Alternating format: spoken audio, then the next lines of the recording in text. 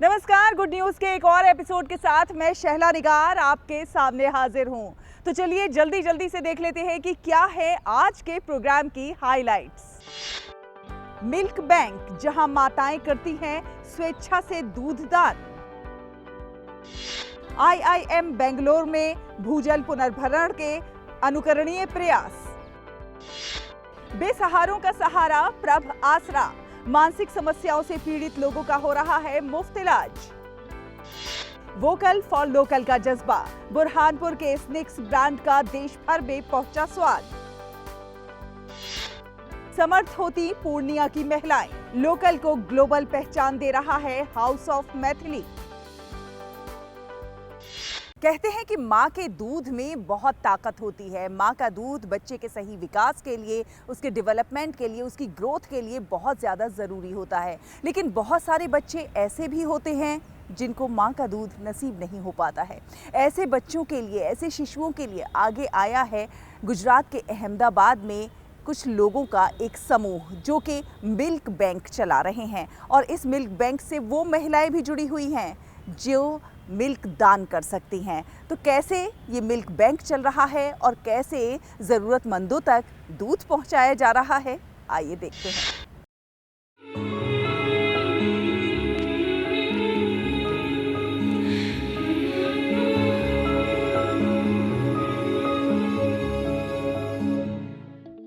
जब दुनिया में कदम रख एक नवजात शिशु माँ के सीने से लगकर दूध की पहली बूंद पीता है तो उसे इस जीवन का एहसास होता है। पर ऐसी कई माँ हैं जो इस एहसास को अपने बच्चे को नहीं दे पाती, पर इनकी जगह अन्य माँओं का दूध उस जरूरत को पूरा कर सकता है। और इसीलिए गुजरात के अहमदाबाद में चल रहा है एक ऐसा मिल्क बैंक जहाँ से नवजात बच्चों की जरूरतों को पूरा किया जा रहा है। डॉक्टर आशीष और उनकी टीम बीते 4 वर्षों से ये मिल्क बैंक चला रही है। मैं छाया तेरी, तू आंचल मेरा, तू ममता मेरी, मैं हूँ लाल तेरा।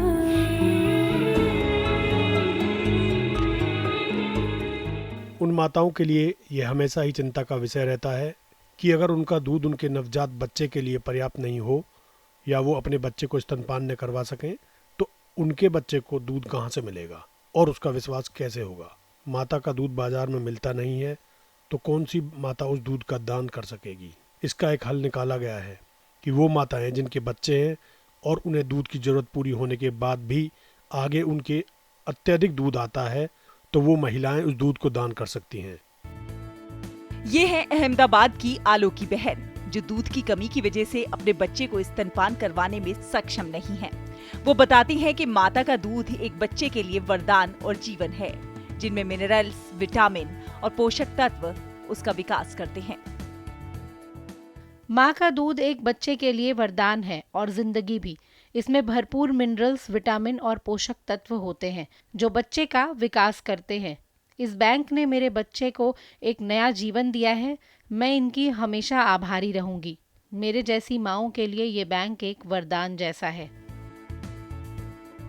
माँ के दूध का कर्ज कभी पूरा नहीं किया जा सकता और एक ऐसी माँ जो अपने बच्चे के साथ दूसरे बच्चों के लिए अपना दूध दान करती है, उससे बड़ी प्रेरणा भला क्या हो सकती है।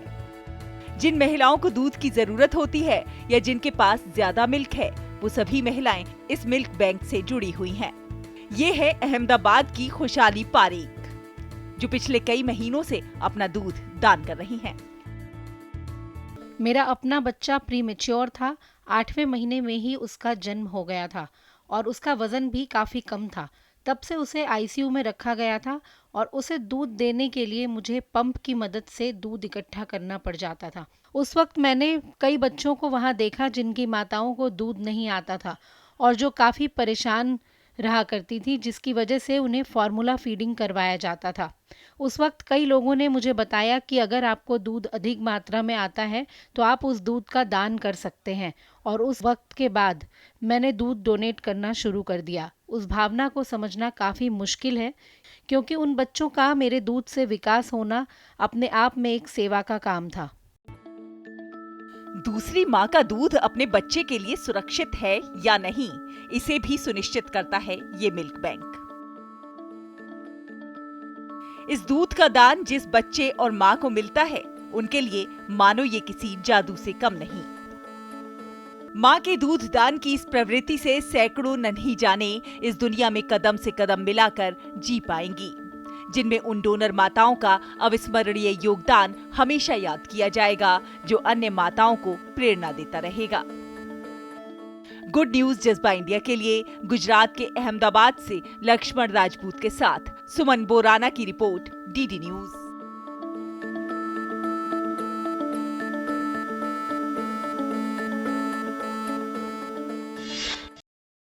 और अब बात महिला सशक्तिकरण की।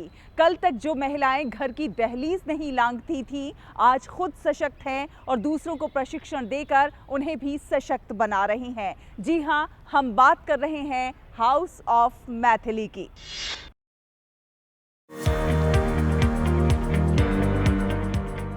ये है पूर्णिया का हाउस ऑफ मैथिली, जहां करीब 40 महिलाएं कढ़ाई, पेंटिंग और कपड़ा निर्माण का काम कर रही हैं। ये वो महिलाएं हैं जो कभी घर से बाहर भी नहीं निकलती थीं और आर्थिक तंगी का सामना कर रही थीं। ऐसे में हाउस ऑफ मैथिली ने इन महिलाओं को प्रशिक्षण देना शुरू किया। आज स्थिति ये है कि ये महिलाएं कई तरह के डिजाइनदार कपड़े तैयार कर रही हैं, जिसमें मिथिला पेंटिंग समेत आकर्षक कढ़ाई से बने शानदार कपड़े लोगों को आकर्षित कर रहे हैं। न केवल कपड़े, बल्कि ये अन्य उत्पाद भी तैयार कर रही हैं और अपनी कला और कौशल से समाज में एक अलग मकाम हासिल कर रही हैं।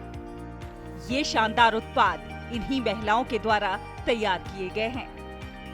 ये महिलाएं खुद तो कुशलता की बानगी लिख ही रही हैं, अन्य ग्रामीण क्षेत्रों में जाकर महिलाओं को प्रशिक्षण भी दे रही हैं। इससे इन महिलाओं की आमदनी में इजाफा हुआ है, बच्चे पढ़ाई लिखाई कर रहे हैं और परिवार बेहतर ढंग से चल रहा है। हमारा एक जो मेन कॉन्सेप्ट था वो ये नहीं था कभी भी कि हाँ हम कपड़े बनाएं और हम बेचें मार्केट में, बल्कि हमारा ये कॉन्सेप्ट था, मेन जो विजन को लेके हम लोगों ने स्टार्ट किया था हाउस ऑफ मैथिली, वो ये था कि हम यहाँ की जो लोकल महिलाएं हैं उनको बड़ी संख्या में हम एम्पावर कर सकें। और इस मॉडल को हम सिर्फ पूर्णिया में नहीं, बिहार में या फिर बिहार के बाहर पैन इंडिया हम इस मॉडल को इम्प्लीमेंट कर सकें। हाउस ऑफ मैथिली में महिलाओं को प्रशिक्षण दिया जाता है, उन्हें हुनरमंद बनाया जाता है, जिससे महिलाएं खुद का काम शुरू कर सकती हैं। हाउस ऑफ मैथिली से सैकड़ों महिलाएं जुड़ी हुई हैं।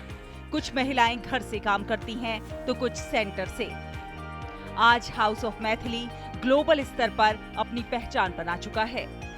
अब ये लोग समस्तीपुर के सुदूर गांव में जाकर महिलाओं को प्रशिक्षण दे रहे हैं, ताकि वो भी आत्मनिर्भर बनकर स्वरोजगार हासिल कर सकें। इन महिलाओं के बनाए रंग बिरंगे डिजाइनर परिधान अमेरिका, दुबई और ब्रिटेन तक भेजे जाते हैं। इस स्टार्टअप को शुरू करने में सरकार की तरफ से भी इन्हें काफी मदद मिली है। हम लोग अभी 40-45 महिलाएं हाउस ऑफ मैथिली से जुड़े थे। हम तो जो भी सीखे यहीं पे आके सीखे, हम उतना जानकारी हमको था नहीं पहले से। यहाँ पे सीखे एम्ब्रॉयडरी, एप्लिक, पेंट करना, सब चीज हम लोग यहाँ पे आके सीखे और अब एक दूसरे को भी बता रहे हैं और जाके ट्रेनिंग भी दे रहे हैं हम लोग। महिलाएं हुनर सीख रही हैं और स्वावलंबी बन रही हैं। अब वो औरों पर निर्भर नहीं हैं, बल्कि आज अपने और अपने परिवार के फैसले लेने में भी खुद सक्षम हैं। गुड न्यूज जज्बा इंडिया के लिए बिहार के पूर्णिया से जेपी मिश्रा और मधुरेश नारायण की रिपोर्ट, डीडी न्यूज।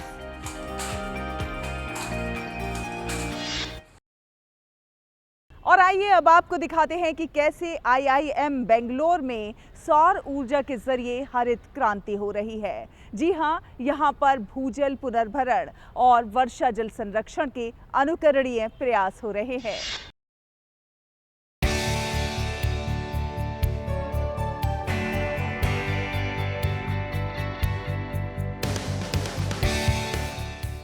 बेंगलुरु बनेर घट्टा रोड स्थित भारतीय प्रबंधन संस्थान यानी Indian institute of management IIM दुनिया को बता रहा है कि टिकाऊ बुनियादी ढांचा आज एक आवश्यकता है और भविष्य में अपरिहार्य है।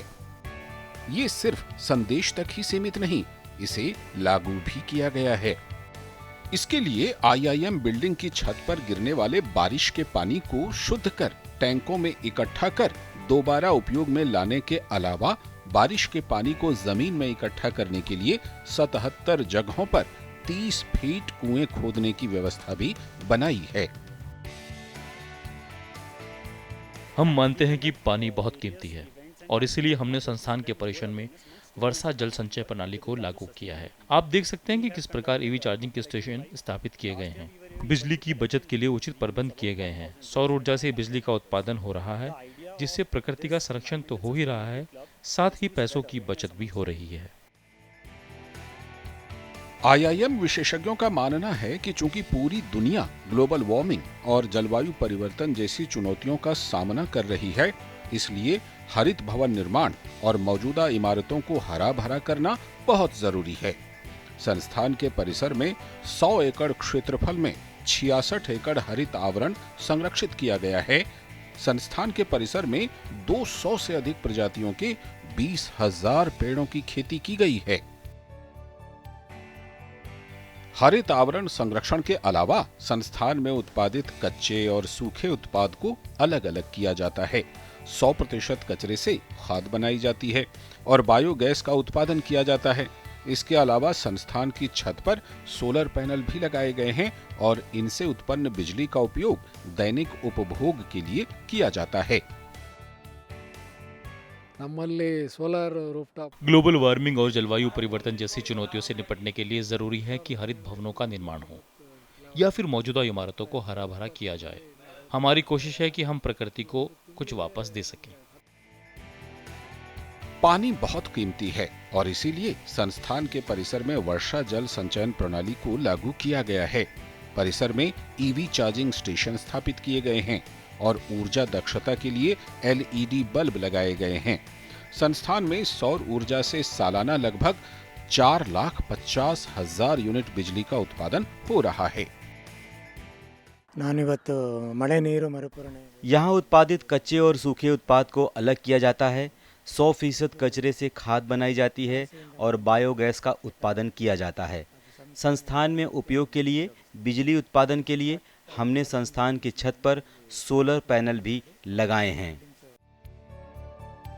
IIM भी बच्चों, शिक्षकों के लिए कार्यशालाएं भी आयोजित करता है। यह पर्यावरण जागरूकता और टिकाऊ जीवन को बढ़ावा देने के लिए विभिन्न प्रतियोगिताओं का भी आयोजन करता है। अपने आसपास के वातावरण की मदद से हम अपनी दैनिक जरूरतों के लिए बुनियादी ढांचा प्राप्त कर सकते हैं। गौरतलब है कि IIM बेंगलुरु के हरियाली और रिसाइकलिंग कार्य की न्यूयॉर्क टाइम्स स्टाइल पत्रिका ने भी प्रशंसा की है। अनुकरणीय वर्षा जल संचयन और भूजल पुनर्भरण प्रयासों के लिए राज्य पुरस्कार भी प्राप्त हुआ है। मैसूरू बागवानी संस्थान को 12 वर्षों तक असाधारण परिदृश्य बनाए रखने के लिए पुरस्कार भी मिला है।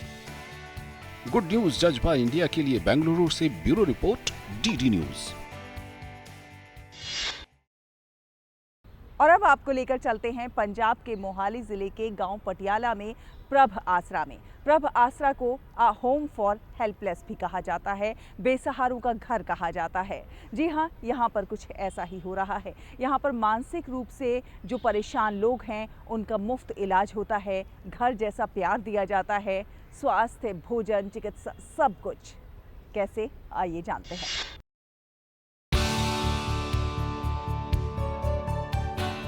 आज के स्वार्थी युग में जहां हर कोई केवल अपने बारे में सोचता है और दूसरों की परवाह तक नहीं करता, वहीं मोहाली जिले के गांव पड़ियाला में स्थित एक NGO प्रभ आसरा समाज सेवा में जुटा है।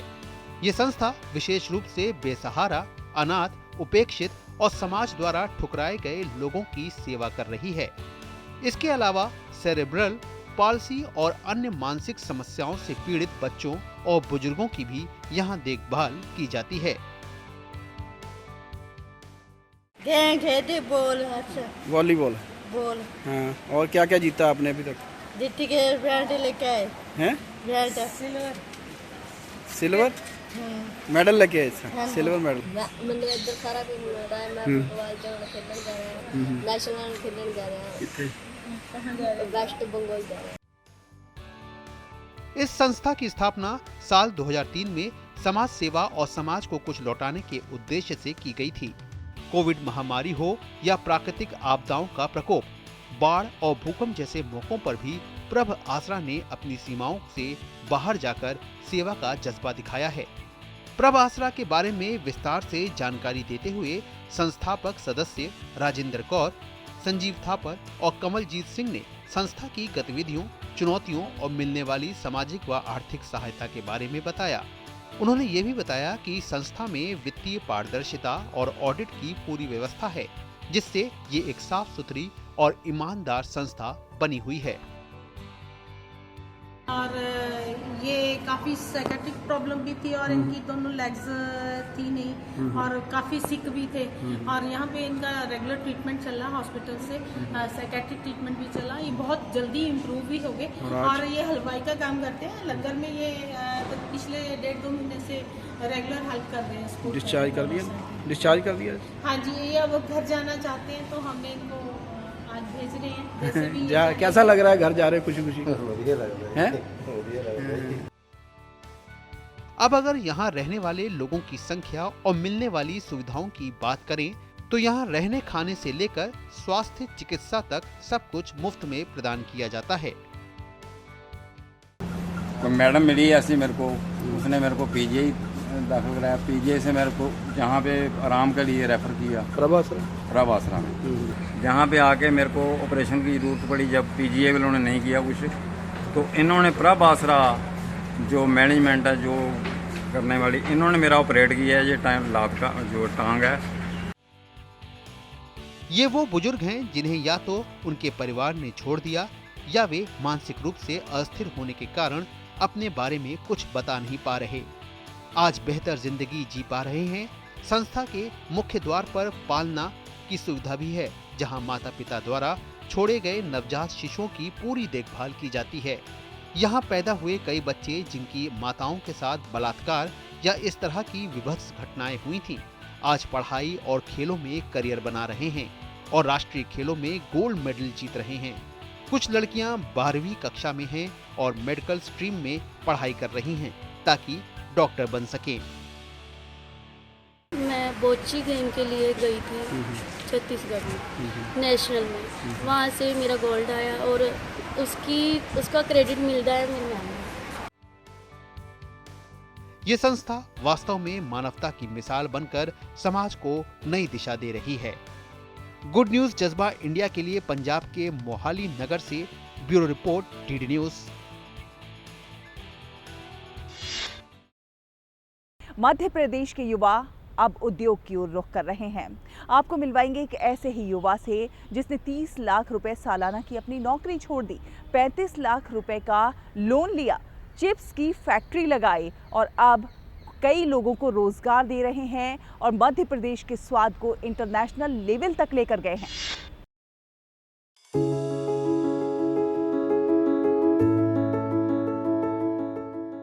मध्य प्रदेश के युवा अब उद्योग की ओर रुख कर रहे हैं।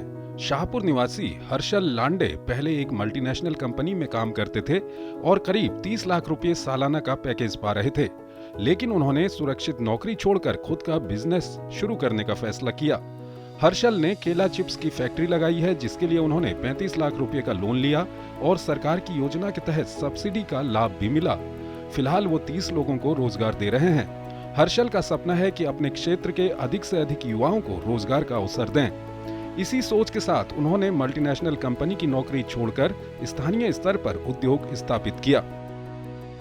एक अच्छे पद पर होते हुए भी मुझे कहीं ना कहीं ऐसा लगता था कि हमारे ज़िले का जो केला है उसको एक नई पहचान और खुद को एक उद्योग से जोड़ना हम चाहते थे, और इसी में प्रधानमंत्री जी की जो स्कीम थी उसकी मुझे मदद मिली और मुझे वो कॉन्फिडेंस मिला कि मैं अपनी जॉब छोड़कर अपने गांव में आऊँ ताकि किसानों का भी फ़ायदा हो, रोज़गार निर्माण हो। आज मेरे यहाँ कुल 30 लोग रोज़गार प्राप्त कर रहे हैं। MBA की पढ़ाई मुंबई के वेलिंकर कॉलेज से पूरी करने के बाद हर्षल लांडे ने करीब 5 साल एक मल्टीनेशनल कंपनी में IT कंसल्टेंट के रूप में काम किया।